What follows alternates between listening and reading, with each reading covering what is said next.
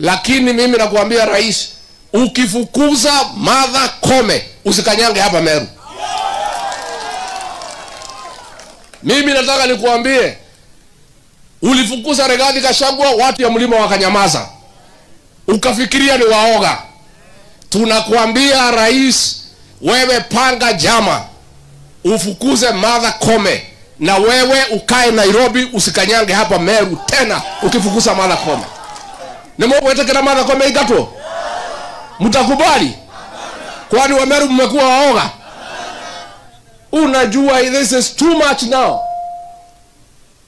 How do you purge the leadership of an entire community that made you president? Umepanga jama ya kumaliza jamii ya mlima. Kumaliza viongozi. Kenya stands at a crossroads. The fate of Chief Justice Martha Koome hangs precariously, a lightning rod for political tensions and public scrutiny. Her potential removal from office has ignited a firestorm of controversy, with accusations flying, protests brewing, and the very foundations of Kenya's judicial system shaken. This is a story of power, ambition, and the high-stakes battle for the soul of Kenyan justice. The air crackles with anticipation. Every word, every move by the key players is analyzed, dissected, and debated in hushed tones and on social media. The nation holds its breath, bracing for the potential fallout of this legal and political drama. The stakes are high, the tensions palpable, the consequences potentially devastating. At the heart of the storm stands Chief Koome, a figure of both admiration and controversy. Her supporters hail her as a trailblazer, a champion of justice, and a steadfast defender of the rule of law. Her detractors paint a different picture, accusing her of incompetence, bias, and a willingness to bend to political pressure. The truth, as always, lies somewhere in between, shrouded in a fog of allegations and counter-allegations. As the drama unfolds, one thing is certain. The outcome of this battle will have far-reaching consequences for Kenya. It will shape the future of the judiciary, the relationship between the different branches of government, and the very fabric of Kenyan society. The nation watches and waits, on tenterhooks, for the next chapter in this unfolding saga.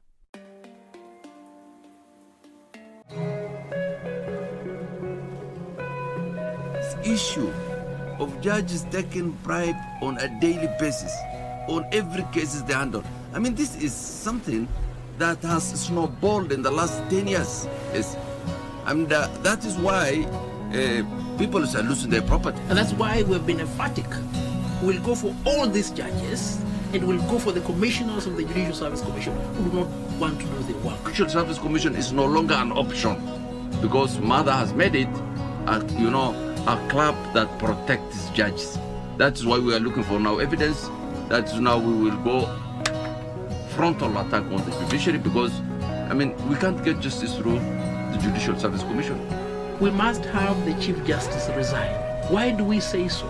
Because the Chief Justice is the head of the Judicial Service Commission. She chairs the Judicial Service Commission's function. She has evidence of judges who are corrupt, but she's not doing anything. You asked me whether I would resign. I would also ask you, why would I resign? I have a tenure. I was appointed to serve for a tenure, and you have not given me reasons why you would want me to resign. Brought to the JSC for my removal and the removal of the entire commission. I don't know when it was brought. We had a meeting of the commission on the 7th of January, and it was not tabled before us. Perhaps it's still on the way. To come and assist them to deal with issues of corruption that might be existing in the judiciary. And we had already done what we call corruption assessment and gave them a report, which this morning the Chief Justice shared with us the progress that they have made, some of the things that they are doing. I understand there are many brokers out there who broker for magistrates and for judges. Even if they are not brokers and the judges and magistrates are brokering for themselves. Into this volatile mix steps Rigathi Gachagua, the former deputy president, a man known for his fiery rhetoric and uncompromising stance. Gachagua has emerged as a vocal critic of the current administration, accusing President Ruto of orchestrating a plot to oust Chief Justice Koome. His accusations, delivered with characteristic bluntness, have sent shockwaves through the political landscape. Gachagua's claims strike at the heart of the uneasy alliance between President Ruto and the Mount Kenya region, a region instrumental in Ruto's rise to power. By portraying Koome's potential removal as an attack on a leader from the region, Gachagua has tapped into a deep well of resentment and suspicion towards the current government. His words are carefully chosen, his message clear. Any attempt to remove Koome will be met with fierce resistance. Adding fuel to the fire, Gachagua has issued a stark warning. Mass protests will erupt across the nation if Koome is removed from office. He has specifically called on the people of Meru County, a region known for its political significance and volatile history, to rise up in protest. Gachagua's threat hangs in the air like a dark cloud, a potent reminder of the potential for unrest and instability. Unajua tunataka watu waheshimu watu. Tuheshimiane. Let us respect each other. These Meru people have been taken for granted for too long. It must come to an end. Hii maneno kama sasa rais amepanga kufukuza Justice Martha Koome. And I want to tell you, my people of Meru, huyu rais tulimchagua, tulimpenda. Alikuja na Biblia, tukafikiria ni Mkristo, mtu mzuri. Alitudanganya, hakutudanganya. Tukamchagua. Kufika pale ametumia hiyo kiti kumaliza watu ya Mount Kenya. Ameanza na Rigathi Gachagua, amemfukuza. Akarudi akafukuza Metheka. Sasa amepanga jama ya kumfukuza Martha Koome. Na amepanga pale kotini anahonga watu kufukuza Martha Koome. Mimi nakuuliza Rais William Ruto, hii watu ya mlima walikupenda, walikupatia kura, uliwadanganya na Biblia. Umeamua kumaliza watoto wote kutoka mlima.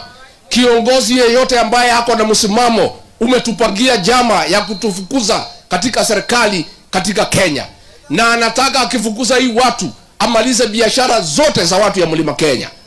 Lakini mimi nakuambia rais, ukifukuza Martha Koome usikanyange hapa Meru. Mimi nataka nikuambie, ulifukuza Rigathi Gachagua, watu ya mlima wakanyamaza. Ukafikiria ni waoga.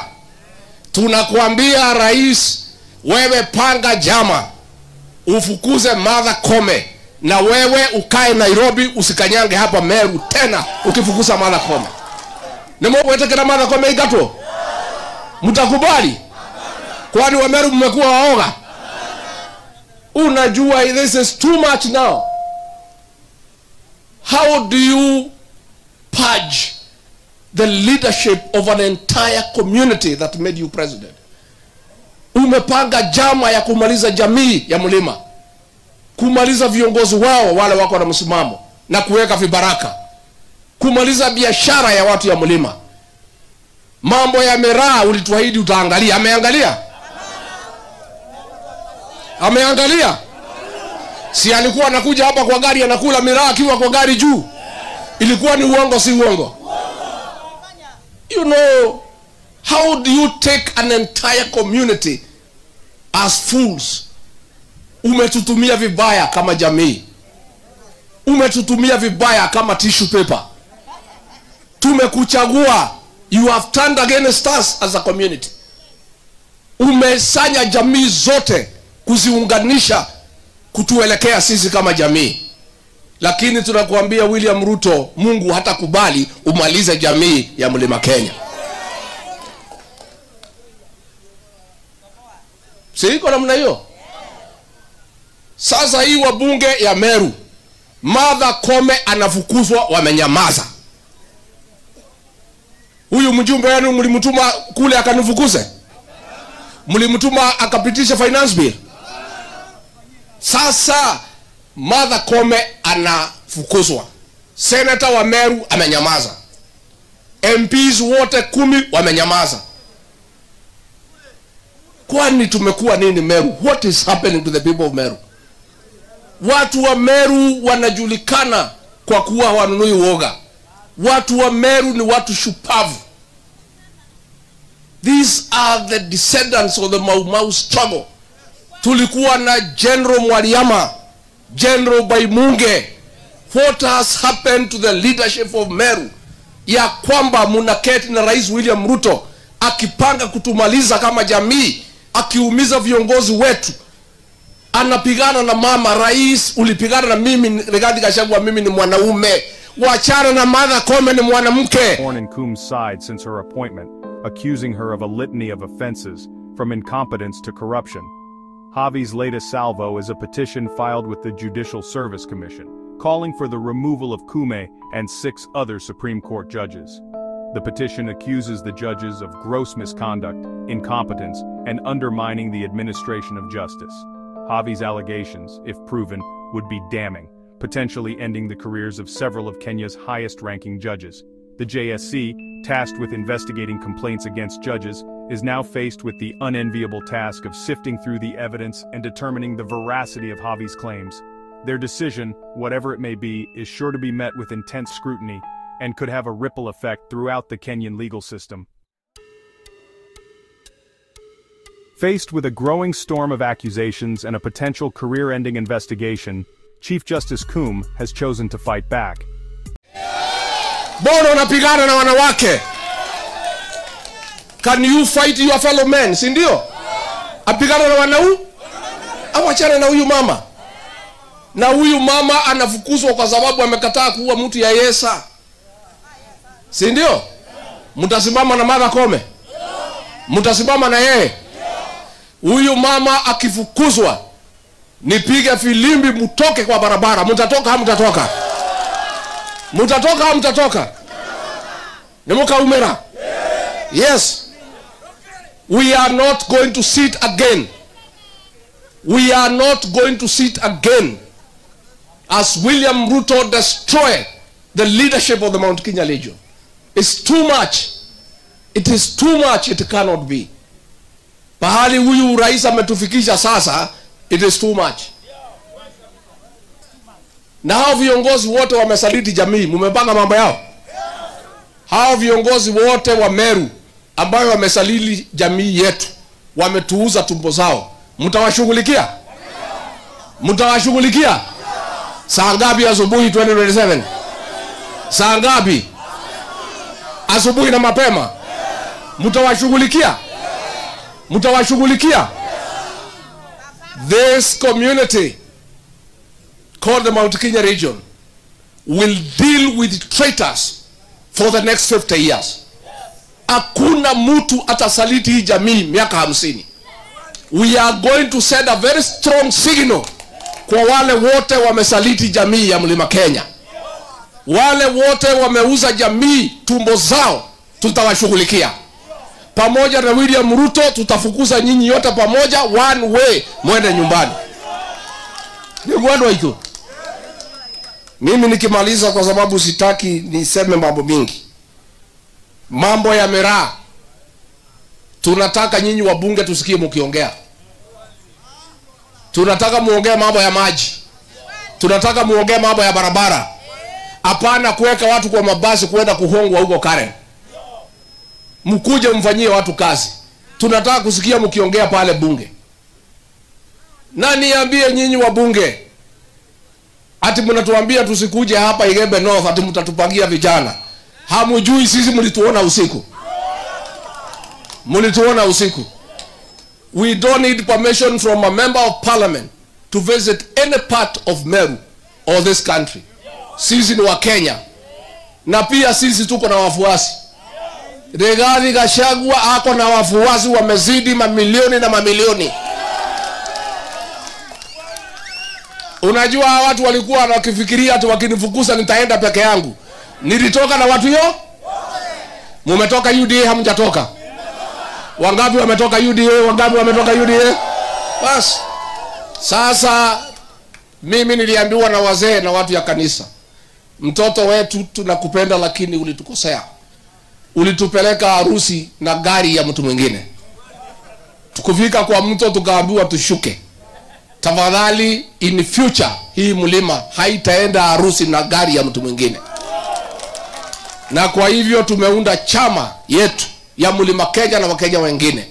Na ni gari mpya na iko tayari.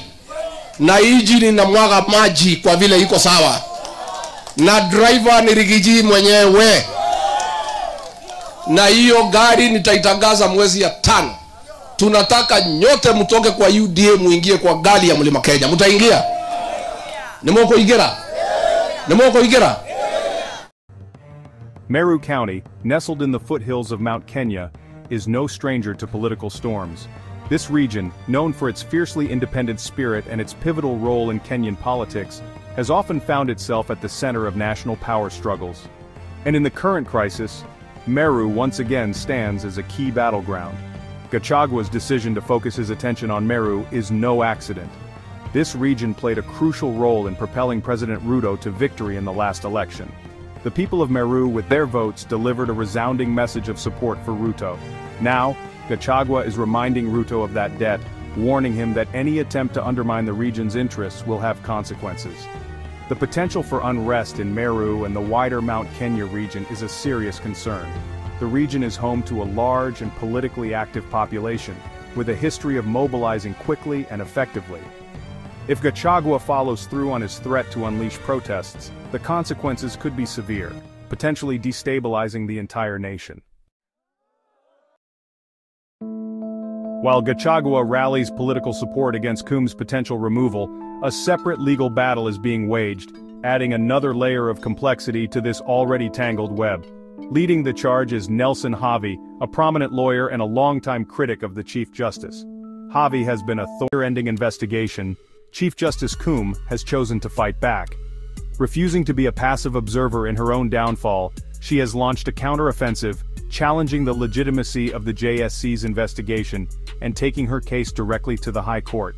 Koome's counter-petition argues that the JSC lacks the jurisdiction to investigate Supreme Court judges, claiming that such an investigation infringes on the independence of the judiciary. Her legal team has presented a compelling case, arguing that the JSC's actions set a dangerous precedent, potentially opening the door to politically motivated witch hunts against judges. The High Court, recognizing the gravity of the situation, has issued a temporary order halting the JSC's proceedings against Koome and the other judges. This temporary reprieve gives Koome some breathing room, but the legal battle is far from over. The High Court's final ruling will have far-reaching implications, not just for Koome's future, but for the balance of power between the judiciary and other branches of government.